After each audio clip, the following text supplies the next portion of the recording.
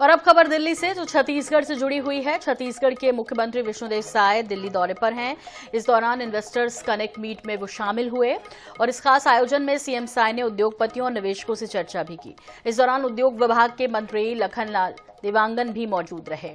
Investors connect meet में CM Sai ने छत्तीसगढ़ की औद्योगिक नीतियों पर बात की। इसके साथ ही बस्तर के औद्योगिक विकास, नक्सलवाद को लेकर भी कई अहम बातें की। सुनिए कि सीएम साय ने दिल्ली में निवेशकों और उद्योगपतियों को क्या संदेश दिया। और आपको बता दें कि खबर चूंकि दिल्ली से जुड़ी हुई है और दिल्ली में है, तो ये बहुत महत्वपूर्ण हो जाता है कि उन्होंने इस दौरान इन्वेस्टर्स कनेक्ट मीट में आखिर क्या कुछ कहा है, जिसमें कई उद्योगपति भी थे, निवेशक भी थे। इस उद्योग नीति में निवेशकों को आकर्षित करने के लिए कई बातें हैं, जैसे कर में छूट, भूमि की उपलब्धता, बिजली में रियायत और एक सिंगल विंडो सिस्टम भी उसमें लागू किए हैं, ताकि उद्यमियों को किसी तरह से परेशानी नहीं हो, उनकी मतलब परेशानी कम हो, समय का बचत हो। एक जगह आवेदन लगा दें तो सारी उनको दस्तावेज मिल जाएं। इस तरह का उद्योग नीति में प्रावधान किया गया है।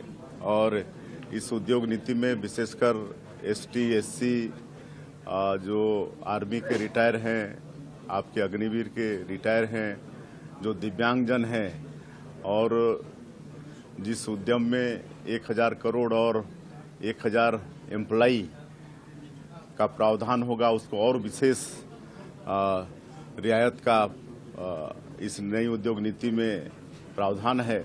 और बस्तर जो हमारा ट्राइबल बाहुल क्षेत्र है, वहाँ पर उद्यम लगाने में और ज़्यादा रियायत इस उद्योग नीति में है। बिल्कुल बस्तर में भी बहुत संभावनाएं हैं, उद्योग की भी और टूरिज्म की भी।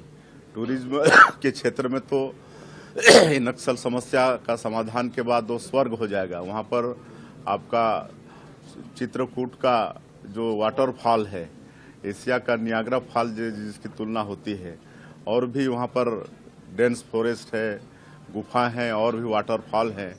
तो पर्यटन के क्षेत्र में भी अपार संभावनाएं हैं।